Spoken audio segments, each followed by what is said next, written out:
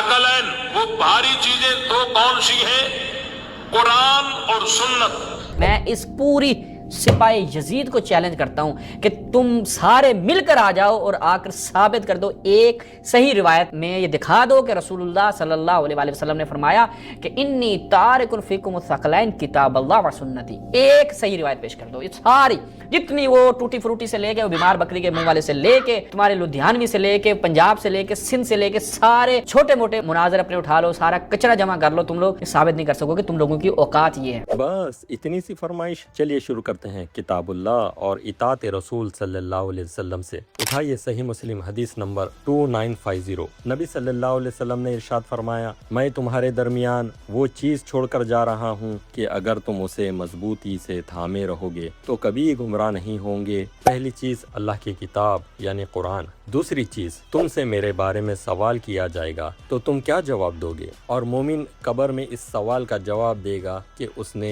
मोहम्मद सल्लल्लाहु अलैहि वसल्लम की इताअत की। दलील सही मुस्लिम हदीस नंबर 2103। और नबी सल्लल्लाहु अलैहि वसल्लम ने इरशाद फरमाया, बेशक सबसे सच्ची किताब अल्लाह की किताब है और सबसे बेहतरीन तरीक़ा मोहम्मद सल्लल्लाहु अलैहि वसल्लम का तरीक़ा है। सुनन नसाई हदीस नंबर 1579। और फरमाया, अगर तुम तुम्हारे नबी की सुन्नत छोड़ दोगे तो तुम गुमराह हो जाओगे। सही मुस्लिम हदीस नंबर 654। और नबी सल्लल्लाहु अलैहि वसल्लम ने इरशाद फरमाया, मेरी सुन्नत से जिसने मुंह मोड़ लिया वो मुझ में से नहीं। सही बुखारी हदीस नंबर 5063। यानी नबी सल्लल्लाहु अलैहि वसल्लम ने उम्मत में कुरान और दूसरा इताअत रसूल यानी सुन्नत छोड़ी। मगर इसके बरक्स जहाँ पर अल्लाह की किताब और अहले बैत का जिक्र है तो उसमें सिर्फ अल्लाह की किताब को कहा, इसमें हिदायत है, नूर है, इसको मजबूती से थामे रहने की बात की गई है। और जब अहले बैत का जिक्र किया तो ना उनकी इताअत का जिक्र किया, ना उनको मजबूती से थामे रहने की बात की। बस इतना कहा कि मैं तुम्हें अल्लाह याद दिलाता हूँ अहले बैत के मामले में। और इस हदीस के शुरू में ही ज़ैद बिन अरकम रज़ी अल्लाह अन्हु ने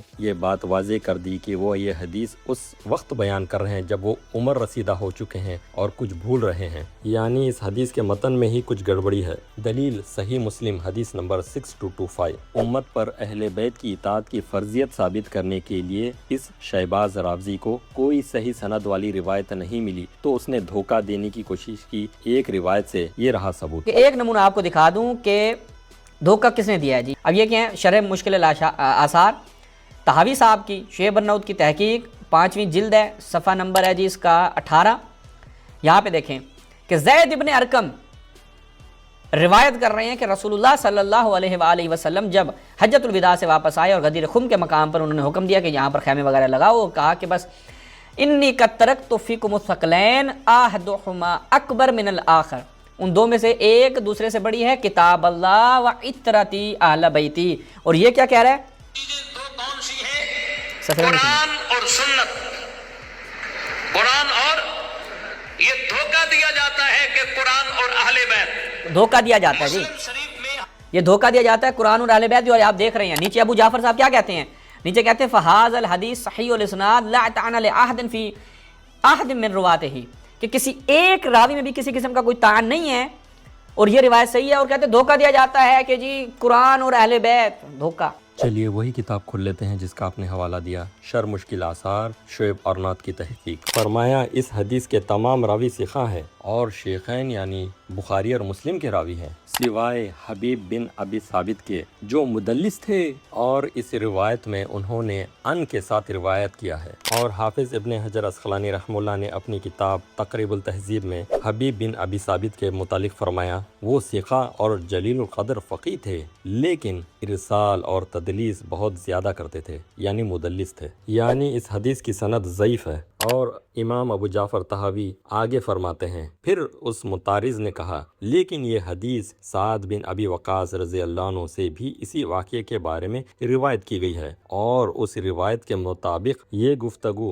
गदीर खुम में मदीना से हज के लिए निकलते वक्त हुई थी, ना कि हज से वापस आते वक्त। यानी इस रिवायत के मतन में भी इज्तिराब है। और आखिरी में नहले पे दहला लीजिए। हबीब बिन अबी साबित जो एक मुदल्लिस थे, उन्होंने अन से سے روایت کی ابو طفیل سے، اور ابو طفیل ایک صحابی رسول تھے۔ اور امام المدائنی نے اپنی کتاب علل ابن مدائنی میں فرمایا، حبیب بن ثابت نے ابن عباس رضی اللہ عنہ سے ملاقات کی اور انہوں نے عائشہ رضی اللہ عنہا سے سنا، لیکن رسول اللہ صلی اللہ علیہ وسلم کے صحابہ میں سے ان دونوں کے علاوہ کسی اور سے انہوں نے نہیں سنا۔ یعنی تم نے جو حدیث پیش کی شر مشکل آثار سے، اس کی سند ضعیف اور منقطع ہے۔ اسی لیے تو امام احمد بن حنبل نے اپنی کتاب منقطب من علل الخلل میں حدیث ثقلین پر جمع کے صیغے کے ساتھ تنقید کرتے ہوئے فرمایا، یہ کوفیوں کی حدیثیں ہیں اور یہ مناکر ہیں، یعنی منکر روایتیں ہیں۔ اسی لیے تو امام ابن تیمیہ رحمہ اللہ نے اپنی کتاب منہاج السنہ میں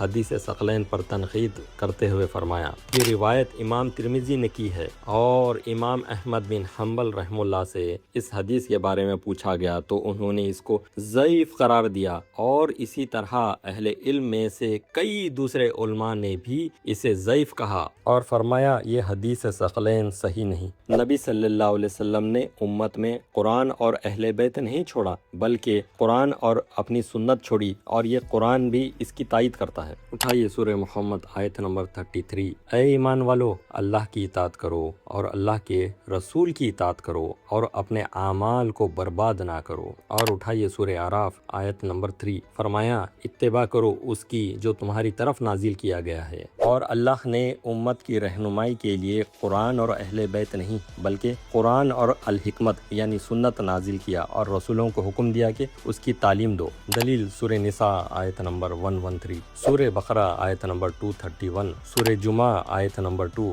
اور سورہ بقرہ آیت نمبر 129۔ اور بھی کئی مقامات پر اللہ سبحانہ وتعالیٰ نے الکتاب اور الحکمت یعنی سنت کی بات کی ہے، اور یہ الحکمت کیا ہے؟ سنت، نہ کہ اہل بیت۔ دلیل تفسیر طبری، امام طبری نے فرمایا الحکمت یعنی سنت حکمت، اور اہل تفسیر نے بھی یہی تعویل کی ہے جو میں نے کی ہے۔ اور آگے فرمایا قتادہ رحمۃ اللہ علیہ نے فرمایا اور انہیں علم دو الکتاب کا اور الحکمت کا، سورہ جمعہ آیت نمبر 2 اور سورہ بقرہ آیت نمبر 129 کے متعلق فرمایا، یعنی سنت۔ اور امام ابن رجب حنبلی رحمہ اللہ نے اپنی کتاب لطائف المعروف میں فرمایا، اور جو کہے الحکمت سنت ہے اس کا قول سچا ہے، کیونکہ سنت قرآن کی وضاحت کرتی ہے، اس کے معنی کو واضح کرتی ہے اور لوگوں کو اس پر عمل کرنے کی ترغیب دیتی ہے۔ اور اٹھائیے تفسیر ابن کثیر، امام ابن کثیر نے فرمایا جو اللہ کی آیت اور حکمت تمہارے گھروں میں پڑھی جاتی ہے انہیں یاد رکھو، سورہ احزاب آیت نمبر 33، یعنی اللہ تعالیٰ اپنے رسولوں پر جو کتاب یعنی قرآن اور سنت تمہارے گھروں میں نازل فرماتا ہے اس پر عمل کرو۔ اور اللہ سبحانہ وتعالیٰ نے امت کی رہنمائی کے لیے تمام انبیاء پر قرآن اور اہل بیت نہیں بلکہ قرآن اور سنت یعنی حکمت ہی نازل کیا۔